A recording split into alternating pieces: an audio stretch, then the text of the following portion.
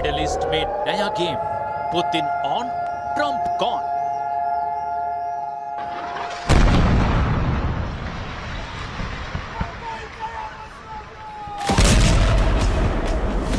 Hezbollah ने Israel की सेना पर सबसे बड़ा पलटवार किया है।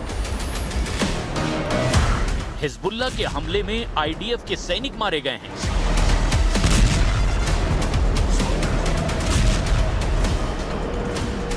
हिजबुल्लाह के इस हमले में इजराइल के कमांडर हैरान हैं और सैनिकों के बीच अफरा तफरी मच गई है। इस पूरे ऑपरेशन की कहानी आपको आगे बताएंगे।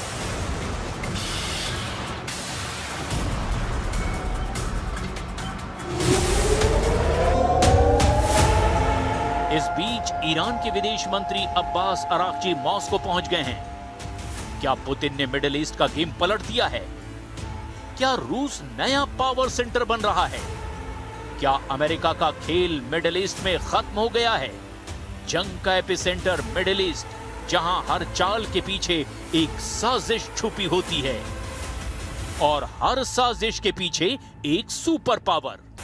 एक तरफ ईरान, दूसरी तरफ इजराइल, बीच में अमेरिका और अब इस पूरे खेल में डायरेक्ट एंट्री हो गई है पुतिन की। ईरान के टॉप डिप्लोमेट और विदेश मंत्री अब्बास अराक्ची सीधे रूस के राष्ट्रपति व्लादिमीर पुतिन के संपर्क में हैं। कब, कहां और कैसे ये साफ नहीं, लेकिन संकेत साफ हैं। मिडिल ईस्ट में एक नया गठजोड़ बन रहा है।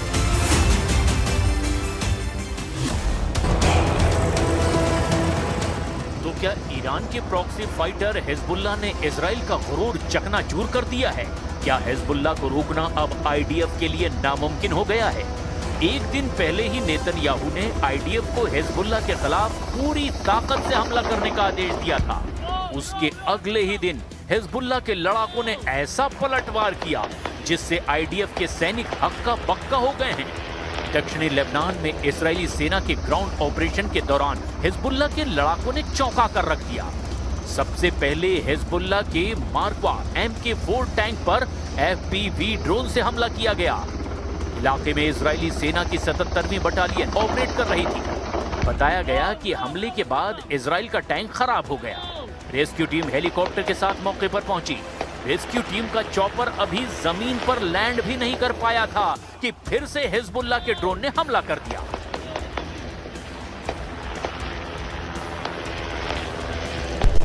हिजबुल्लाह के इस हमले के बाद इजराइल के सैनिकों में तो कोहराम सा मच गया। ड्रोन को हैंडल करने में पूरी टीम इधर उधर भागती दिखाई दी। तो क्या हिजबुल्लाह ने अपने 14 लड़ाकों की मौत का बदला ले लिया? रिपोर्ट के मुताबिक इजराइल की सेना ने दक्षिणी लेबनान में धमाके किए और 14 हिजबुल्लाह लड़ाकों को मारने का दावा किया। इजरायली सेना के इस हमले के बाद हिजबुल्लाह की तरफ से भी जबरदस्त पलटवार हुआ। रेजिस्टेंस लगातार और मजबूत हो रहा है। इसे हराया नहीं जा सकता और दुश्मन हमारे जवाब से हैरान हैं। हिजबुल्लाह ने ऐलान किया कि वो कभी भी अपने हथियार नहीं छोड़ेगा। हमें इजराइल की शर्तें मंजूर नहीं हैं। इजराइल को हमने अपनी ताकत दिखा दी है और ये सीज फायर तब तक नहीं होगा जब तक पाकिस्तान वार्ता में ईरान के प्रस्ताव को मंजूर नहीं किया जाता। उल्टा हिजबुल्लाह ने अपने 5 शर्तें इजराइल के सामने रख दी है। पहली शर्त, समंदर, हवा और जमीन पर इजरायली हमले पूरी तरह बंद हो। दूसरी शर्त, कब्जे वाले इलाकों से इजरायली सेना की वापसी हो। तीसरी शर्त, लेबनान के कैदी रिहा हो। चौथी शर्त, माइग्रेंट की वापसी हो और 5वीं शर्त, लेबनान में फिर से विकास का काम शुरू हो। लेकिन इजराइल तो हिजबुल्लाह को हथियार विहीन करने पर अड़ा हुआ है और सीज फायर के दौरान भी इजराइल की तरफ से पहला हमला लेबनान पर हुआ। את האיום המיידי הזה הסרנו, ואנחנו נמשיך ללחום בכל כוחנו במדינות הטרור וכמובן גם באנשי הטרור שפוגעים בכוונה תחילה בחפים מפשע. लेकिन इस जंग में अमेरिका और इजराइल के लिए सबसे बड़ा खतरा ईरान बना हुआ है। 40 दिन की जंग लड़ने के बाद ऐसा लग रहा है कि अमेरिका ने हथियार डाल दिए हैं, लेकिन इजराइल हिजबुल्ला और तेहरान से सीधी जंग लड़ने पर आमादा है। लेकिन ईरान ने एक कदम आगे बढ़ाकर अब नया दांव खेल दिया है। सीधे पुतिन से मिलने रूस पहुंच गए। तो क्या जंग का अगला कमांड सेंटर मॉस्को से ऑपरेट होगा? مشخص شد که جمهوری اسلامی ایران دوستانی داره مثل روسیه که در شرایط سخت در کنار ایران میمانند و از ایران حمایت میکنند. ما از مواضع شما و از حمایت شما بسیار متشکرم. रूस जो यूक्रेन युद्ध में उलझा है, लेकिन मिडिल ईस्ट में उसकी चालें और तेज हो गई हैं। पुतिन खुलकर नहीं, लेकिन रणनीतिक तरीके से ईरान के करीब आते दिखाई दे रहे हैं।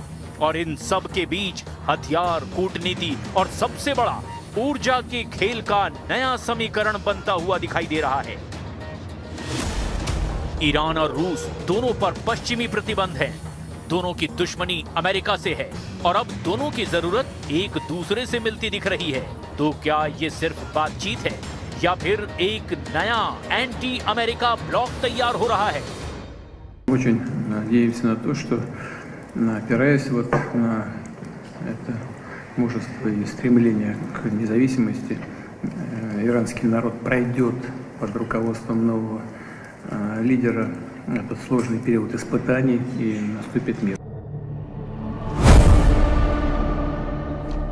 ईरानी विदेश मंत्री अब्बास अराक्ची पाकिस्तान और ओमान के बाद रूस पहुंच चुके हैं। मॉस्को और सेंट पीटर्सबर्ग में रूस के नेतृत्व के साथ उनकी बातचीत जंग, स्ट्रेट ऑफ हॉर्मुज और अमेरिका के साथ चल रही डेडलॉक पर टिकी है। ईरान अब रूस को अपना सबसे मजबूत स्ट्रेटेजिक पार्टनर मान रहा है, जबकि अमेरिका और तेहरान के बीच पाकिस्तान मीडिएशन फेल होने के बाद ईरान रूस की तरफ मुड़ चुका है। इसी बीच पाकिस्तान, जो कि खुद को मध्यस्थ बताता है, लेकिन अंदर खाने खेल कुछ और ही है।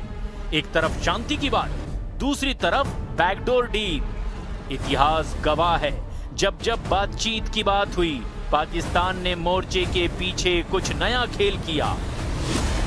और इस बार मिडिल ईस्ट की आग में पाकिस्तान की भूमिका संदिग्ध आखिर क्यों रही है? क्या वो सिर्फ संदेशवाहक है या फिर किसी और के एजेंडे पर काम कर रहा है? पाकिस्तान ने पिछले दिनों अमेरिका और ईरान के बीच डील कराने की कोशिश की। अराक्ची 2 बार इस्लामाबाद गए, लेकिन अमेरिका ने अपने प्रतिनिधियों का दौरा रद्द कर दिया। ईरान का आरोप है कि अमेरिका डील के नाम पर धोखा दे रहा है। तेहरान का दावा है कि पाकिस्तान के जरिए बातचीत अमेरिका के लिए सिर्फ वक्त खरीदने का तरीका है, जबकि ईरान हॉर्मुज स्ट्रेट पर अपना कंट्रोल नहीं छोड़ना चाहता। एक तरफ पुतिन, जो चुपचाप अपना गेम प्लान बना रहे हैं, तो दूसरी तरफ ट्रंप हैं, जो दबाव में हैं। इस बीच ईरान, जो झुकने को तैयार नहीं है, और ऊपर से हॉर्मुज का खतरा। زیاده‌خواهی که انجام دادن و رویکردهای غلطی که اتخاذ کردن لازم بود که برای بررسی آخرین وضعیت ما مشورت‌هایی رو با دوستانمون در پاکستان داشته باشیم.